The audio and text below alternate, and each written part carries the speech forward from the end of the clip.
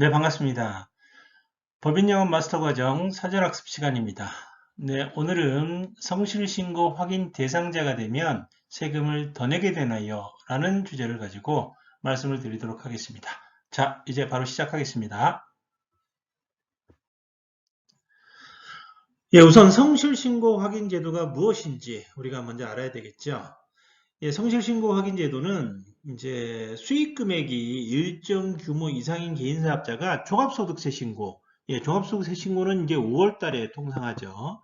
5월 달에 종합소득세 신고를 할 때 장부 내용의 정확성 여부를 누구에게? 세무 대리인에게, 세무사 또는 뭐 공인회계사 뭐 이렇게 되겠죠. 세무 대리인에게 확인을 받아야 됩니다. 확인을 받은 후에 신고를 해야 되는 거죠. 통상 이제 세금 신고를 세무 대리인에게 맡기기도 하지만 본인이 직접 하는 경우도 있죠.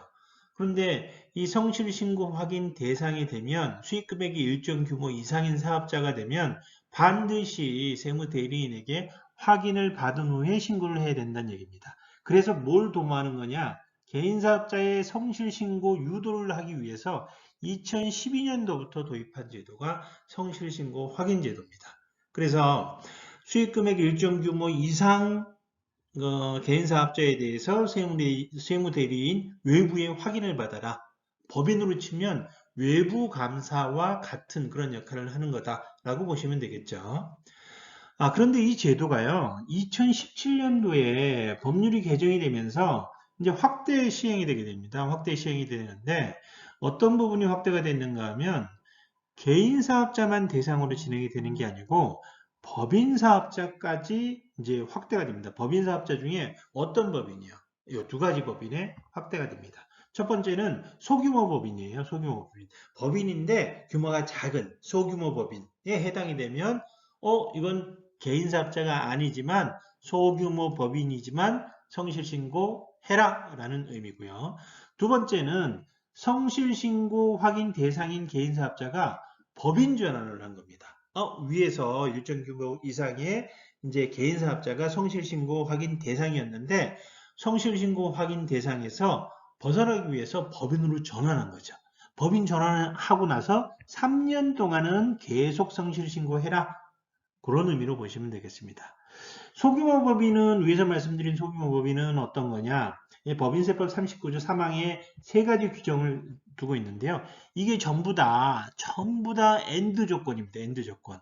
어느 하나에만 해당되는 게 아니고 세 가지 전부 다 해당이 될 때 소규모 법인에 해당이 되는 겁니다. 첫 번째 조건은 뭐냐면 해당 사업연도 상시 근로자 숫자가 5명 미만일 것.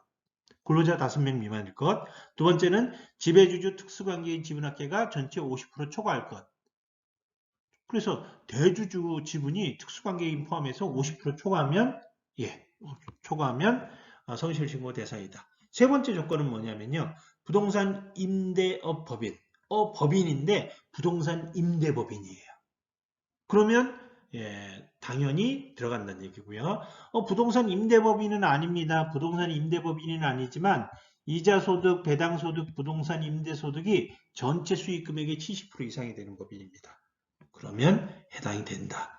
요 1번, 2번, 3번 세 가지 조건에 전부 다 엔드 조건으로 세 가지 조건이 전부 다 엔드 조건으로 해당이 될 때 소규모 법인에 해당이 된다. 그래서 정리로 해서 말씀드리면요. 일정 금액 이상의 개인 사업자, 소규모 법인, 성실신고 확인 대상인 개인 사업자가 법인 전환한 후에 3년 동안은 성실신고 하셔야 된다는 얘기입니다. 네, 성실신고 확인 대상자 선정 기준을 보시면은요, 이거는 지나간 부분을 왜 제가 이제 말씀을 드리는가 하면, 이렇게 변해왔다라는 겁니다. 이렇게 대상자 범위가 점점 확대돼 왔다라는 거예요. 크게 보시면 지금은 2020년이죠. 2020년이니까 10억짜리가 있고 5억짜리가 있고 3억 5천짜리가 있습니다. 이거 구분을 어떻게 하냐 이렇게 보시면 돼요. 기본이 되는 건 뭐냐면 제조업, 건설업 뭐 이런 것들입니다. 제조업, 건설업 기본으로 지금 매출액, 이거 매출액입니다. 수익금액, 매출액이 5억 이상 되면 성실신고 확인 대상이 되는 거예요.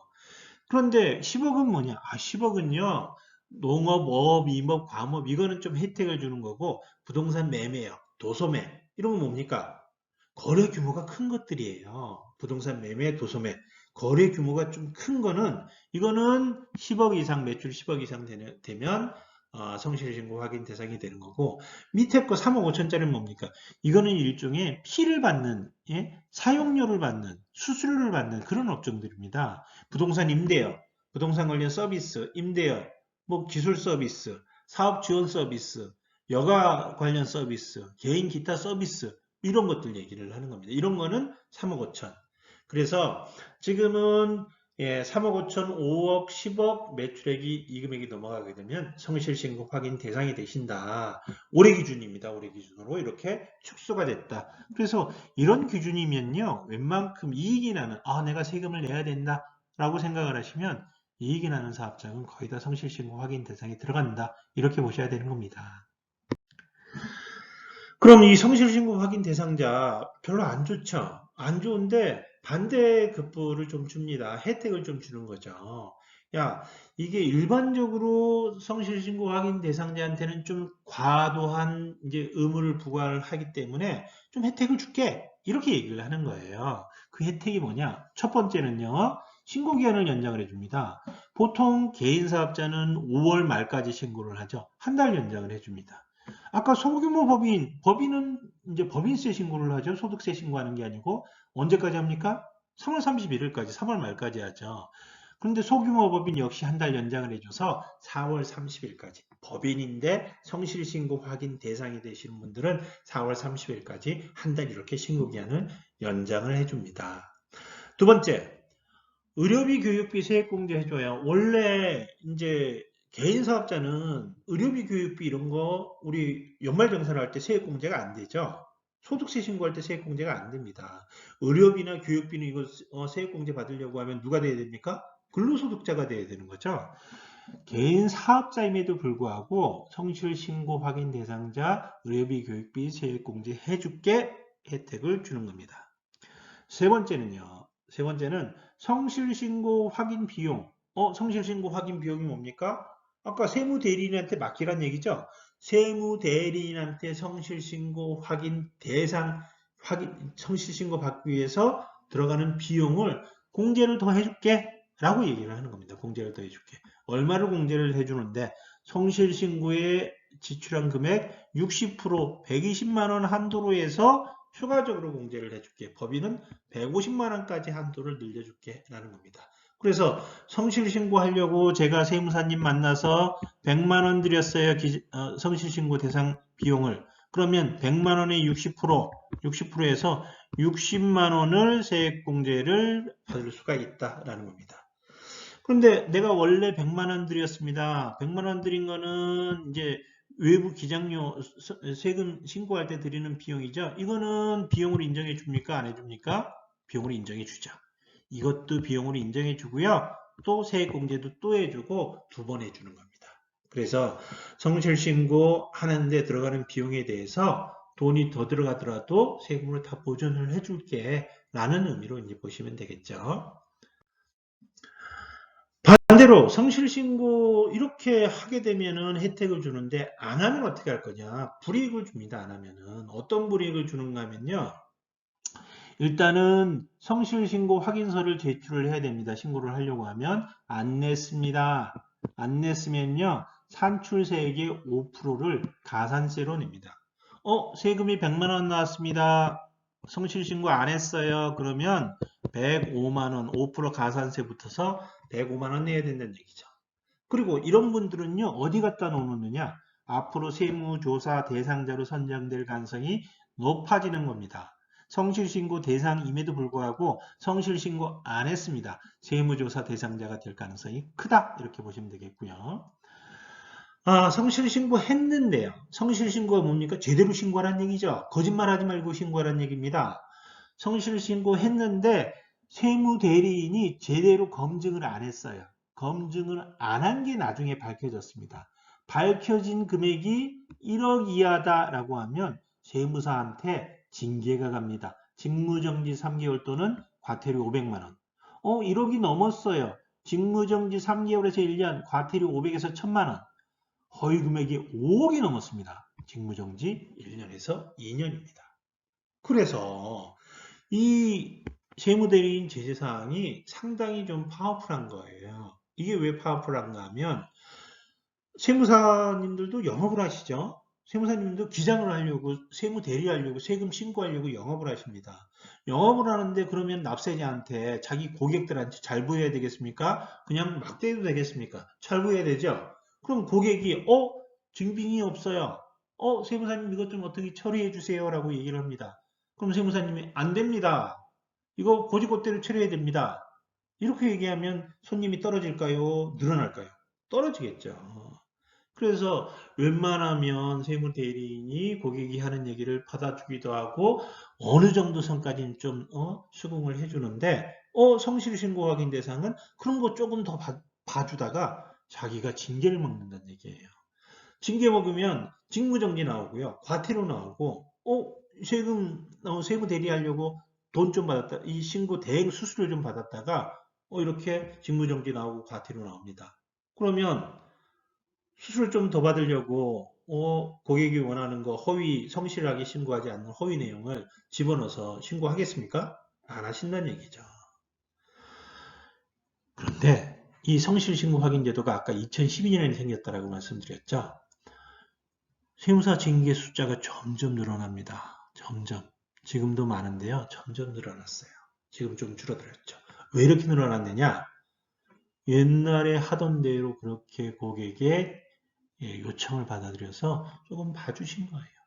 그런데 그게 나중에 문제가 되는 거죠. 그러니까 징계가 이렇게 많이 나오는 겁니다. 그럼 징계가 이렇게 많이 나오면 세무사님들이 더 이상 봐줄까요? 안 봐줄까요? 봐주지 않죠. 좀 유도리, 죄송합니다. 유도리라는 표현을 써서 조금 좀 그 내용들을 좀 유도리 말고는 생각이 안 나네요. 그런 걸 좀 반영을 해주는데 이제 그렇게 안 한다는 얘기입니다. 그러니까 성실신고 확인 대상자가 되시면 빡빡해지는 거예요. 우리 고객들이 성실신고 확인 대상이 되면 왜 세금이 늘어나느냐? 논리적으로 보면요, 성실신고 확인 대상이 됐다고 해서 세금이 늘어날 이유가 없습니다. 왜요? 똑바로 세금 신고하는데, 아니, 성실신고했는지, 매출 누락이 있는지 없는지, 비용을 부당하게 썼는지 쓰지 않았는지 제대로 검증을 해서 신고하면 세금이 왜 늘어납니까? 그런데 그게 안 됐었는데, 이거 있는 증빙 그대로 내겠다라고 하면, 증빙을 제대로 챙기지 못하는 소규모 영세사업자 입장에서는 세금이 늘어날 수밖에 없는 거죠. 이 포인트를 잘 보셔야 되는 겁니다. 네, 지금부터 보실 거는 제출 양식이에요. 성실신고서 양식입니다. 그럼 이 성실신고 확인서에 도대체 어떤 내용들이 들어가느냐? 제가 이 양식이 한 10페이지 정도 되는데요. 같이 한번 보실게요. 일단은 신고 확인서에 세무대리인이 날인합니다. 세무사님 공인중개사 날인한다는 얘기예요. 내가 책임지겠다는 얘기예요. 납세자 날인 들어가죠? 납세자 날인 들어가고요. 성실신고 확인 결과 주요 항목 명세서를 작성을 쭉 해서 같이 내줘야 돼요. 첨부문서로. 어떤 내용들이 들어가느냐? 주요 매출처, 매출 5% 이상 되는 매출처 다 들어갑니다. 주요 매입처, 매입 5% 이상 되는 매입처 다 들어갑니다. 주요 유형자산 명세, 가지고 있는 유형자산이 어떤 건지 명세서 작성해서 나갑니다. 차입금이 얼마냐, 차입금과 지급이자, 얼마 내고 있는지 명세 제출해서 나갑니다. 수익금액 내역 및 검토, 수익금액 매출에 대한 내역 쭉 써서 같이 나갑니다.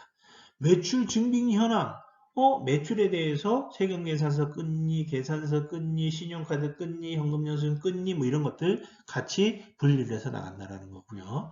원천징수 대상인 봉사료 신고 현황도 첨부를 해야 됩니다.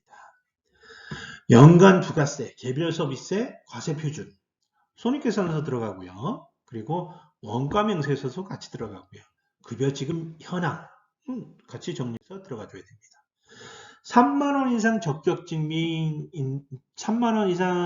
증빙을 해야 되는데 증빙이 없는 명세에서 들어가야 되고요. 배우자 또는 직계존비속하고 거래했으면 거래 내역 들어가야 되고 배우자 직계존비속 같이 일해서 인건비 발생하면 인건비 내역 들어가야 되고요. 차량 소유 현황 들어가고요. 사업용 계좌 어떻게 쓰고 있니? 과목별 사용 현황이 어떻게 되니? 사업용 계좌에서 인건비, 임차료 어떻게 지급이 되니? 내역이 들어가줘야 됩니다. 그리고 마지막에 특이사항 쭉 작성해서 이 회사 특이사항 있어요 없어요? 적격증빙에 인건비에 차량유지비에 통신비에 복리후생비에 이런 것들의 특이사항 있어요 없어요? 체크를 해서 체크리스트 들어가야 되고요. 그리고 수익금액 확인 매출 누락 있어요? 이런 내용 또 체크리스트 또 들어갑니다. 일일이 설명 다 해야 되는 거죠. 이렇게 들어가는 게 성실신고 확인서입니다. 이거 원래 쓰면 되는 거 아니야? 아닙니다. 일반적인 개인사업자 이런 거 쓰지 않습니다. 그런데 성실신고 확인 대상이 되면 이 양식에 맞춰서 자료 세팅 싹 해서 추가로 더 들어가줘야 된다는 얘기죠. 그래서 힘들어진다는 얘기입니다. 그럼 다시 원래 얘기로 돌아와서요. 이렇게 하는 게 성실신고입니다. 제가 딴 얘기를 좀 해볼게요. 세 집이 있어요. 같은 동네에 설렁탕집 세 집이 있는데 A, B, C 세 집이 있습니다. 어느 집이 세무조사 받을 가능성이 클까요? 라는 질문이에요. 세 집이 보니까요. 매출 똑같아요. 매출 똑같이 10억이에요. 그런데 A하고 B는 순이익이 2억이 났다고 신고했어요. 근데 우리 집, C가 우리 집이에요. 이게 우리 집. 우리 집입니다. 우리 집은요. 순이익이 1억밖에 안 났습니다. 그래서 내가 왜 순이익이 1억밖에 안 났을까를 생각을 해보니까 우리 집은 종업원 숫자도 많아요. 종업원 숫자도. 왜? 고객들한테 서비스 잘 해주려고. 우리 집은요. 고기도 좋은 거 써요. 고기도 아주 좋은 거 써요. 왜요? 고객들한테 좋은 고기 주려고요. 종업원 많이 쓰고 고기 좋은 거 쓰니까 비용이 올라갔어요. 그래서 옆집에 2억 원이 순이익이 날 때 우리 집은 순이익이 1억밖에 안 났습니다. 그리고 저는 사업을 하면서 한 점 부끄러움이 없습니다. 한 점 부끄러움이 한 점도 없어요. 어느 집이 세무조사 나올까요? A, B, C 세 집 중에. 여러분 한번 판단해 보십시오. 세무조사 나올 가능성이 가장 큰 집은 제가 보기에는 우리 집입니다. 그러면 저는 설렁탕집을 운영하면서 한 점 부끄러움 없이 정확하게 장부 작성하고 비용을 매출 누락 없이 비용 제대로 써놨어요. 그럼 세무조사 나오면 제가 걸리는 게 없을까요? 저 문제 없을까요? 그렇지 않습니다. 문제가 됩니다. 이상하죠? 내가 뭐 잘못한 게 없는데 장부 투명하게 제대로 다 작성해놨는데 뭐가 문제입니까? 바라보는 관점이 다릅니다. 관점이. 제가 세무 전문가입니까? 아니죠. 설렁탕집을 운영하는 사람입니다. 설렁탕집을 운영하는 사람 입장에서 장부를 쓰면 어떤 비용이 실제 들어간 비용들을 다 장부에 써놓습니다. 그럼 그 비용들을 세무서에서 다 인정을 해주나요?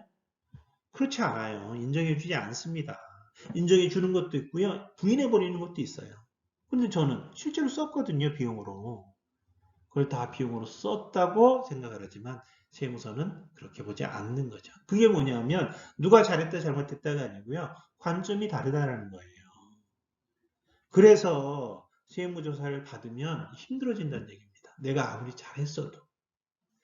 그래서 이런 관점에서 성실신고 대상이 되시면요. 성실신고 대상이 되시면 세무사님이 아까 말씀드린 대로 잘못 좀 유도리 있게 봐주면은 본인이 곤란해져요. 징계를 받을 수가 있습니다. 그래서 빡빡하게 장부 작성을 하고 세금 신고합니다. 그러면요.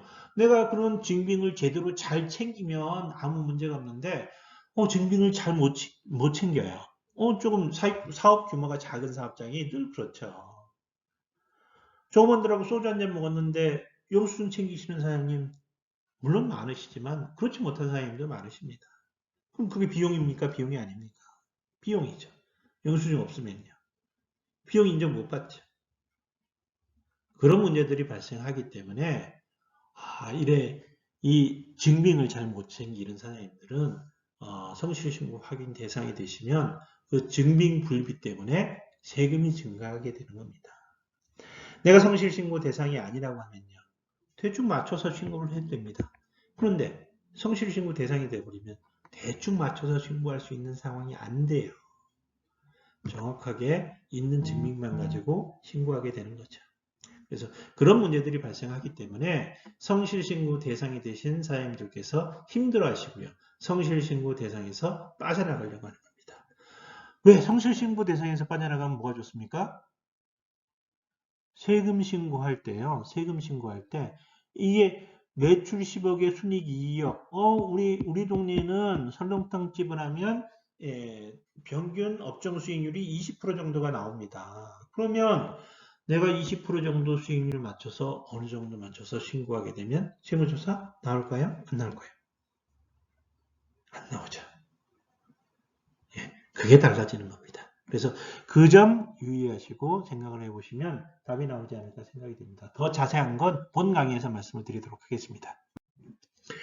네, 오늘 2강까지 마쳤고요. 3강은 근로계약서는 꼭 써야 하는데 그것만 하면 되나요? 라는 주제를 가지고 근로계약서, 노무 관련된 얘기를 가지고 말씀을 좀 드리도록 하겠습니다. 대한민국 중소기업 CEO의 고민, 오늘 이상으로 마치도록 하겠습니다. 네, 강의를 들어주셔서 감사합니다. 다음 영상에서 찾아뵙겠습니다.